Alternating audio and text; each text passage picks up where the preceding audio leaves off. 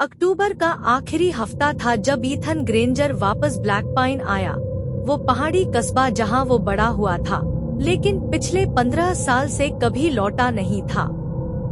वो लौटना नहीं चाहता था, लेकिन उसके चाचा कैलेब की अचानक मौत खूनी बेरहमी से हुई और रहस्यमय उसे वापस खींच लाई, जैसे कोई काली रस्सी हो। शेरिफ डाल्टन ने कहा कि ये किसी भालू का हमला था, लेकिन ईथन को यकीन नहीं था। उसके चाचा सारी जिंदगी ब्लैक पाइन के जंगलों में रहे थे। उन्हें कोई भालू इतनी आसानी से नहीं मार सकता था। अंतिम संस्कार छोटा सा हुआ। गांव के लोग फुसफुसाते रहे, कोई आंख मिलाने को तैयार नहीं था। यहाँ तक कि पादरी हार्लन ने भी प्रार्थनाएं ऐसे की जैसे वो किसी डरावनी चीज से छिप रहे हों। उस रात ईथन ने अपने चाचा के पुराने केबिन में रात बिताई। पुराना लकड़ी का घर जो आधा जंगल में डूबा हुआ था।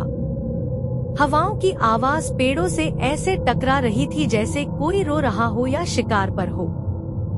उसने आग जलाई, एक पेग व्हिस्की डाली और चाचा कैलेब के छोड़े गए पुराने फोटो बॉक्स को खोला।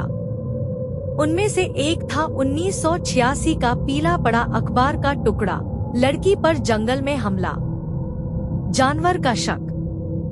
फिर एक और 1992 से शिकारी के टुकड़े टुकड़े जंगल में मिले। गांव वालों का कहना है ये शाप है। वो शाप। उसे बचपन की बातें याद आने लगी। बुजुर्ग लोग कहते थे, जब पूनम की रात होती है तब जंगल में कुछ घूमता है, ना पूरी तरह जानवर ना इंसान। तभी एक खरोंच की आवाज आई। खिड़की पर 3 गहरी खरोंचे। फिर सन्नाटा। ईथन ने अपने पिता की पुरानी बंदूक उठाई और बाहर निकल गया। ठंडी हवा उसकी त्वचा को काट रही थी। चांदनी सफेद चादर की तरह फैली हुई थी।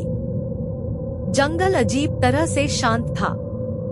और तभी उसने उसे देखा, बस एक झलक। एक लंबा झुका हुआ शरीर, जलती हुई आंखें, काले बाल और दांत जो किसी भेड़िए से ज्यादा बड़े थे।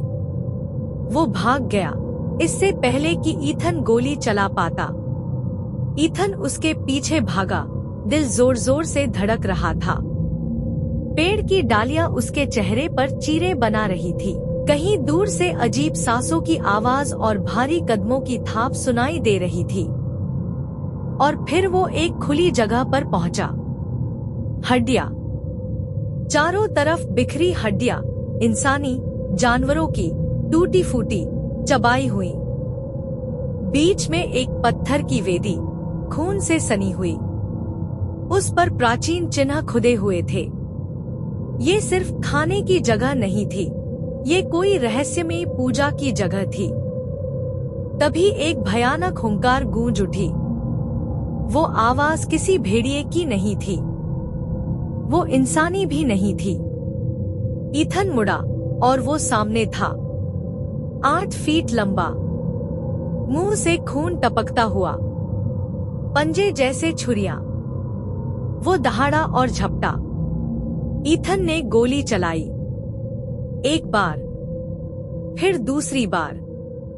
वो थोड़ा लड़खड़ाया, चिल्लाया, बट वो गिरा नहीं। फिर कुछ अजीब हुआ। वो रुक गया, गुर्राया और पीछे हट गया। वो ईथन को ध्यान से देखने लगा, फिर धीरे से कराहा, और ईथन समझ गया। वो उसे पहचानता था। एक भूली हुई याद उसके ज़हन में वापस आई, वो रात जब उसके माता पिता मारे गए थे। ईथन सिर्फ 5 साल का था। वो सब जंगल में कैंपिंग करने गए थे। एक चीख, खून, फिर अंधेरा। उसे किसी ने बचाया था। चाचा कैलेब? नहीं, कोई इंसान नहीं, कुछ और था। वो भेड़िया जैसी चीज पेड़ों में गायब हो गई। ईथन सुबह तक किसी तरह वापस केबिन पहुंचा, काम पता हुआ, खोया हुआ।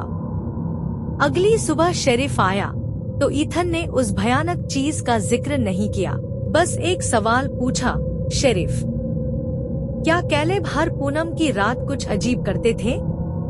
शेरिफ डाल्टन ने चुपचाप उसे देखा, फिर धीरे से बोला, हाँ, कभी कभी वो जंगल में चले जाते थे। कहते थे कि ऐसा करने से बुरे सपने नहीं आते। उसके बाद ईथन ने ब्लैक पाइन छोड़ने से इनकार कर दिया। हर पूर्णिमा की रात वो जंगल में गश्त करता रहा और उसे और हड्डियां मिली और संकेत और सबूत।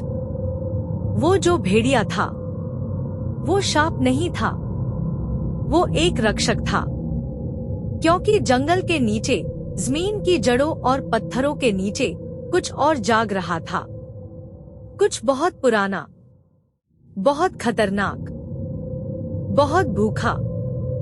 वो भेड़िया एक राक्षस नहीं था, वो आखिरी रक्षा कवच था।